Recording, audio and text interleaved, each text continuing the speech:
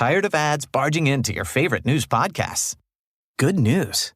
Ad-free listening on Amazon Music is included with your Prime membership. Just head to amazon.com/ad-free news podcasts to catch up on the latest episodes without the ads. Enjoy thousands of Acast shows ad-free for Prime subscribers. Some shows may have ads.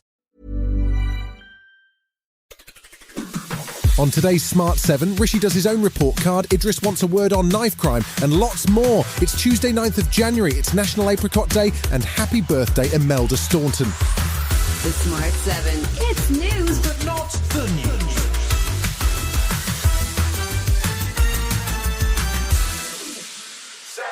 Traditionally, at the end of term, schools send out reports to parents, but Prime Minister Rishi Sunak decided to write his own report on Monday. He spent most of 2023 talking about his 5 pledges and asked to be judged on the success or otherwise of his attempts to deliver them. And not surprisingly, based on his own assessment, he's doing great and so wants to continue working away. I set out a year ago 5 priorities. So, in a nutshell, on all 5 priorities, we have made progress.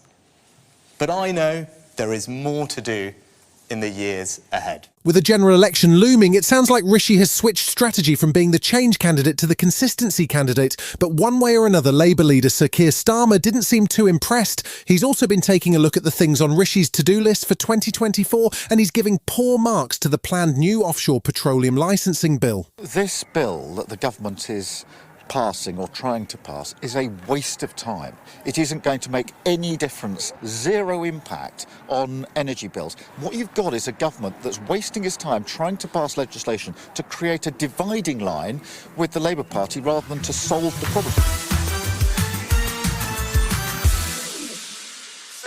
ITV's drama series Mr Bates versus the Post Office, which focused on the Horizon IT scandal, has continued to pile pressure on politicians to sort out the remaining criminal convictions.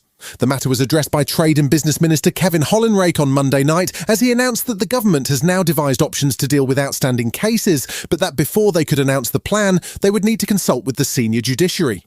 The spotlight also fell on Lib Dem leader Sir Ed Davey, who served as Postal Affairs Minister between 2010 and 2012. Davey says that he did ask questions, but that post office managers didn't tell him the truth. I wish I'd known then what we all know now.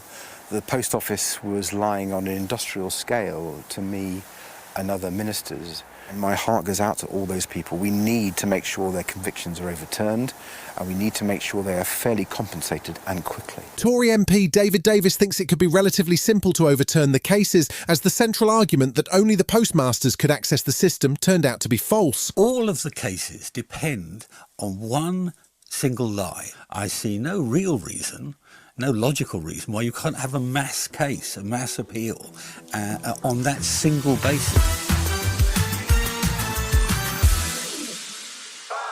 A new exhibition called Outsiders has just been opened in the Houses of Parliament. It's created by photographer Mark Davenant, and it documents homelessness over the last 6 years in the UK.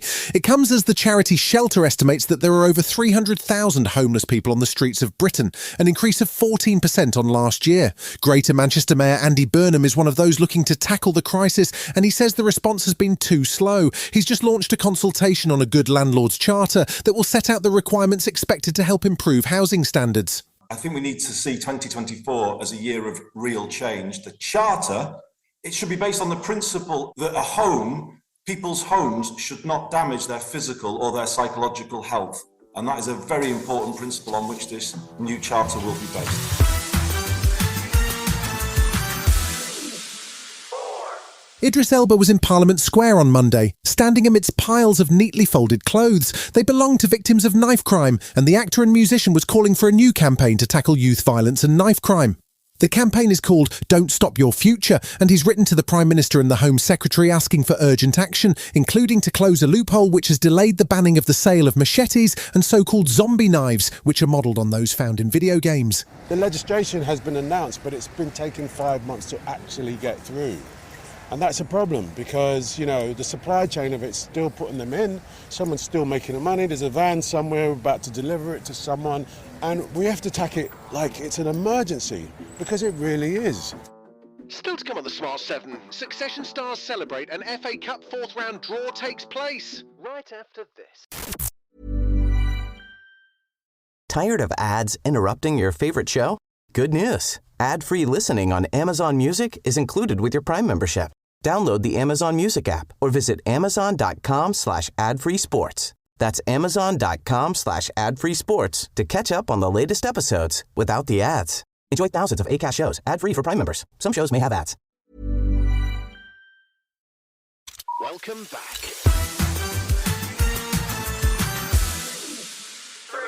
Monday night saw the last game after the replays of the FA Cup third round. Manchester United travelled to League One side Wigan in the hopes of avoiding an embarrassing knockout. Before the game, the draw for the fourth round was made, and it'll see 16 games, including Chelsea facing Aston Villa and Spurs meeting Manchester City across the weekend of January 27th.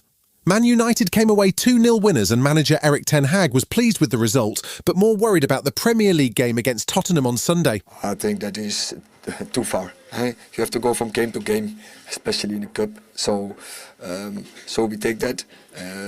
But now, first, all our focus is on Spurs, of course.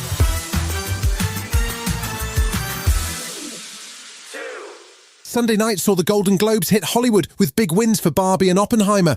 But there were also plenty of TV winners, with The Bear and Beef picking up multiple awards, while Succession won Best Drama Series and had triple success for its stars, including Sarah Snook for Best Female Actress in a Drama Series. This show it's changed my life.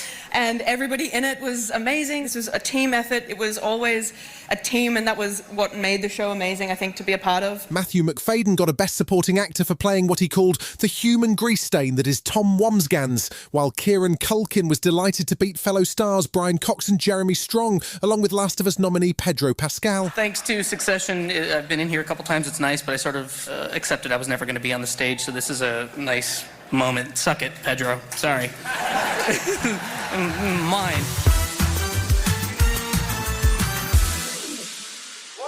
If I say there's a movie about marmalade on the way, you're probably thinking it's Paddington in Peru, but the third adorable bear movie isn't due till November. No, Marmalade is a new coming-of-age romantic heist movie and is about to hit Netflix. It follows the story of a bank robbery gone wrong and a search for a missing girl called Marmalade, and stars Joe Stranger Things Keery and Emmy nominee Camilla Morone. It drops onto Netflix on the 9th of February. My mom, they didn't raise the price of her medicine overnight. I say when the system fails you, create your own damn system. $500,000 long kaput. We gotta take this serious. Dear sweet Lord, we are scared. You've been listening to The Smart 7. We'll be back tomorrow at 7 a.m. Hit that follow button and have a great day. Give us 7 minutes and we'll give you the world. Tired of ads barging into your favorite news podcasts? Good news. Ad-free listening on Amazon Music is included with your Prime membership. Just head to amazon.com/ad-free news podcasts to catch up on the latest episodes without the ads. Enjoy thousands of Acast shows ad-free for Prime subscribers. Some shows may have ads.